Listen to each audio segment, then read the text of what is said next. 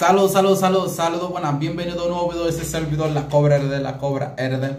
Hoy vamos a reaccionar a Venezuela, Nicolás Maduro y todo lo que está pasando, ya tú sabes, en Venezuela en sí, con el tema de las elecciones, que Nicolás Maduro literalmente se declaró ganador y los venezolanos, la gran mayoría, no están de acuerdo con los resultados. Vamos a ver qué pasó en sí, ya tú sabes, un pequeño resumen de lo que pasó y de lo que puede pasar más adelante. Ya tú sabes, mi gente, lo nuevo, suscríbete al canal, dale like, compártelo en todas tus redes sociales. Seguimos para más videos.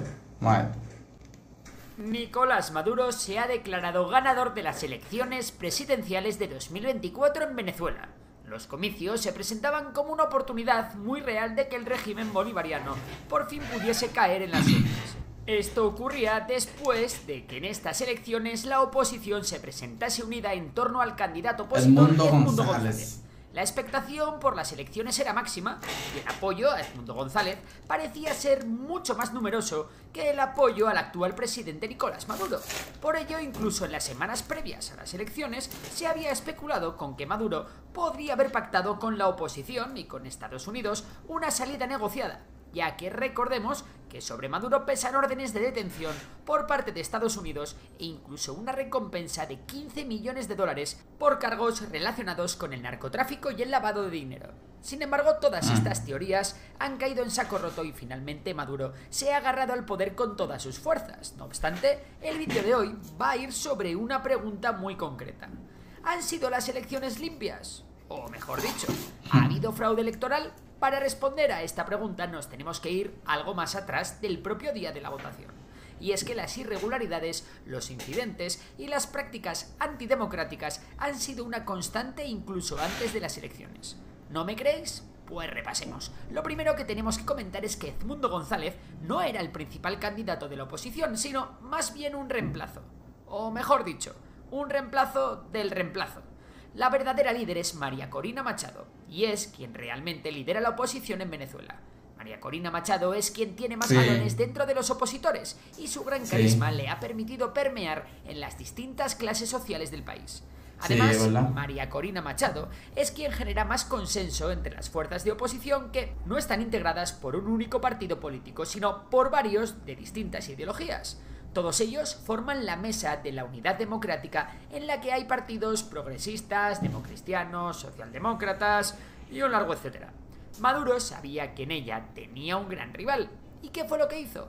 Quitársela del medio. María Corina Machado ya había sido objeto de una cacería en el pasado y de hecho en el año 2014 ya había sido inhabilitada durante un año. Y esta vez no iba a ser diferente. A pesar de que María Corina Machado arrasó en las primarias de su partido, concentrando el 92% de los votos, esta vio sus aspiraciones rotas cuando el Tribunal Supremo de Venezuela la inhabilitó para ejercer cargos de elección popular durante 15 años por apoyar las sanciones de Estados Unidos al régimen de Maduro y por su respaldo a Juan Guaidó. Por si no te acuerdas de él, Juan Guaidó es un opositor que ocupaba la presidencia del Parlamento venezolano y que se proclamó presidente interino de Venezuela en enero del año 2019. Aunque la verdad que el tío tuvo bastante poco éxito. Y alguien que, por ejemplo, vea este vídeo desde España puede pensar: ¿y por qué esto es raro? El sistema judicial es independiente y si sentencia algo es porque tiene una base legal, ¿no? Pues sí y no. Es cierto que en Venezuela hay cierto estado de derecho para algunas cosas, pero también es cierto que el gobierno tiene muchísima influencia en el poder judicial que lleva muchos años inhabilitando e incluso encarcelando opositores. Así que en este caso no podemos decir que el poder judicial esté separado del ejecutivo. Bueno, continuamos. A la inhabilitación de María Corina Machado, esta respondió proponiendo una nueva candidata, Corina Yoris, sin pasado político ni institucional, para que no tuviera problemas legales. Pero, ¿adivináis qué? No, hombre, no seáis mal pensados. A ella no la han inhabilitado. Simplemente no le han dejado inscribirse, alegando problemas técnicos. Pero María Corina Machado tenía otro as en la manga, Edmundo González Urrutia, un candidato que finalmente el gobierno aceptó y al cual los jueces no le pusieron impedimentos. No obstante, Edmundo González es un líder con mucho menor carisma y menos querido por el pueblo que María Corina Machado. Así que apuntamos el no dejar a la oposición presentar a su candidata como primer motivo por el cual las elecciones en Venezuela no han sido limpias. Una vez la oposición ya tenía candidato, María Corina Machado siguió haciendo campaña y llevando la voz cantante junto con Edmundo González, que era el que realmente se presentaba. Pero aquí también se iban a encontrar con un montón de problemas. Las irregularidades en la campaña electoral. María Corina Machado tenía prohibido viajar en avión, incluso dentro del país, así que toda la campaña se tenía que hacer por carretera, en un país en el que las distancias son muy grandes. De hecho, como podéis ver en el mapa, de punta a punta cruzar Venezuela implica recorrer la misma distancia que el ancho de Alemania y Polonia juntas, pero con infraestructuras mucho peores. Y aquí viene lo más loco de la historia. Las comitivas que transportaban a los líderes opositores, a menudo, se encontraban en obras improvisadas, bloqueos de carreteras y controles de policía interminables, además de todo tipo de problemas a la hora de desplazarse. De hecho, la propia María Corina Machado tuvo que cruzar ríos en cayuco, recorrer autopistas en moto o incluso tomar caminos agrestes. Pero eso no es todo. El gobierno también se ha dedicado a multar a los hoteles, restaurantes, ventas callejeras e incluso a los técnicos que han dado servicio a María Corina Machado o a otros líderes opositores en actos políticos o en cualquier servicio que os podáis imaginar. La consigna era boicotear la campaña electoral para empeorar los resultados electorales de la oposición.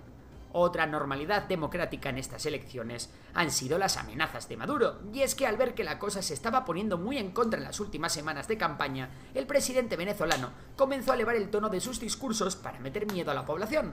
Concretamente, Maduro ha amenazado literalmente con un baño de sangre e incluso una guerra civil si perdía las elecciones. Concretamente, Maduro dijo lo siguiente a 10 días de los comicios: si la derecha engañara a la población, podría haber un baño de sangre y una guerra civil, porque este pueblo no se dejará quitar la patria ni los derechos sociales.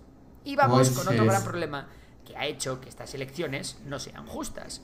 De los 5 millones de venezolanos que viven fuera de Venezuela, solo el 1%, es decir, unos 69.000, han podido votar. ¿Y esto es relevante?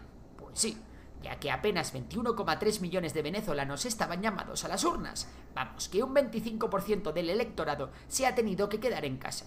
¿Y por qué el gobierno no quiere que los emigrantes venezolanos voten? Pues porque la mayoría lo harían por la oposición, ya que gran parte de ellos se han ido del país por motivos políticos. Y otra buena parte lo ha hecho por la pobreza y miseria que el propio Maduro ha provocado. Así que no creo que estén muy contentos.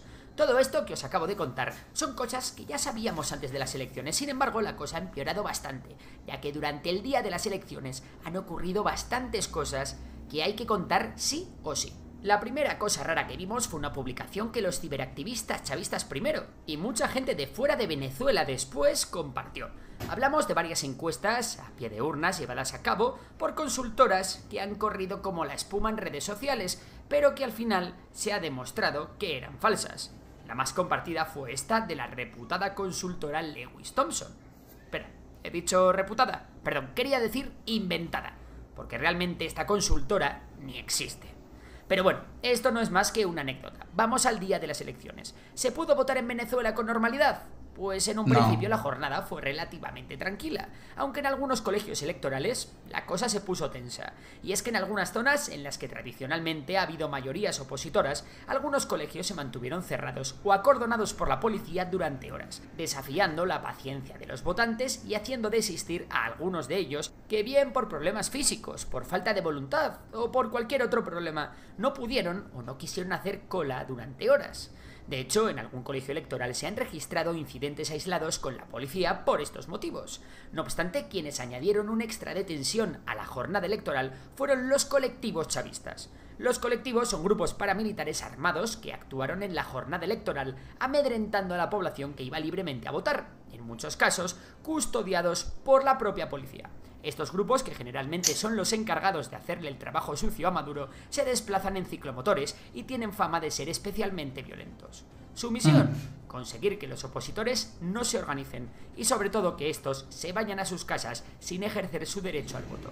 De hecho, en estos ataques intimidatorios se produjo la muerte de al menos un opositor. También se han visto vídeos en los que algunos de estos colectivos robaron algunas urnas electorales directamente de los colegios.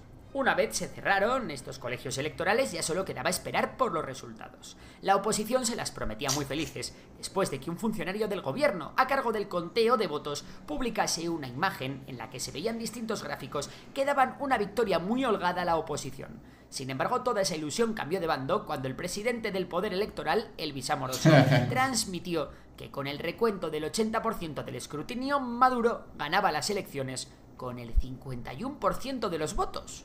Qué curioso, justo el 51%. El presidente de Chile, Gabriel Boric Font, calificó los resultados como difíciles de creer y Estados Unidos, junto con una cascada de países, entre los que se encuentra España, exigieron al gobierno venezolano publicar las actas de la votación. Mientras, Rusia, China o Irán sí se han apresurado a felicitar a Maduro por sus resultados. Y aquí tenemos que hacer un breve inciso para explicar brevemente cómo funciona el sistema de votos venezolano. Venezuela tiene un sistema de voto electrónico. Cuando alguien acude a votar, primero presenta su documentación y después va a su mesa correspondiente, que tendrá una máquina de voto. En una pantalla aparecen todos los candidatos disponibles y se pulsa sobre el elegido. Por cada voto, la máquina emite una papeleta que se deposita en una urna. Paralelamente, la máquina envía los datos a través de líneas telefónicas encriptadas a Caracas, donde se procesan y se recuentan los votos de todas las máquinas. Finalmente, la máquina imprime un acta con todos los votos emitidos por esa máquina, y así todas. Así que esas actas son las que verdaderamente pueden dar fe del recuento hecho por la autoridad electoral. Si los votos de las actas coinciden con los que publica la autoridad electoral, entonces es que no ha habido fraude. Por ello, los gobiernos de muchos países y la oposición están reclamando poder acceder a esas actas para ver si todo se ha hecho correctamente. El tema que nos hace sospechar del fraude electoral es que todas las actas, de las que hasta ahora hay una prueba fotográfica o que incluso se leyeron en alto a la puerta del colegio electoral, dan una victoria aplastante a la oposición. No obstante, hasta que el gobierno venezolano no dé acceso a estas actas, el resultado no será verificable ni para bien ni para mal. ¿Y por qué la oposición no ha podido ver las actas? En este punto es clave la figura de los testigos, que son personas de distintos partidos políticos que van al colegio electoral para ver las actas y ver que todo ha ocurrido correctamente. El problema es que en muchos lugares las autoridades no han dejado acceder a los testigos y la oposición no ha podido conseguir todas las actas. De hecho, María Corina Machado aseguró que ellos tienen en su poder más del 73% de estas actas y que estas dan la victoria a Edmundo González. A fecha de edición de este vídeo, esta información todavía no ha podido ser verificada y estamos a la espera de que la oposición publique lo que tenga. Además de todo esto, en el día de ayer el sistema electoral sufrió una interrupción en su servicio. El gobierno echó la culpa a un ciberataque, pero como os he dicho, las máquinas electorales no funcionan por internet, sino por líneas telefónicas encriptadas, por lo que es muy poco probable que estas fuesen hackeadas, ya que se tendrían que haber intervenido una a una, y son más de 30.000. Algo raro ocurrió allí. Y finalmente, otro hecho que invita a desconfiar de las elecciones es el tema de los estudios demoscópicos, es decir, las encuestas de intención de voto. Si hacemos una recopilación de las más importantes que tienen cierto rigor metodológico, tenemos una foto bastante clara. Los estudios daban por segura la victoria opositora, con una media de algo más del 60% de los votos, mientras que el partido de Maduro se quedaría más o menos con algo más del 30%. Y ahora me podéis decir, a ver, estos son solo encuestas, y las encuestas a veces fallan. Y sí, tenéis razón. Pero al menos, dadas las irregularidades de las que hemos hablado en este vídeo, darles el beneficio de la duda.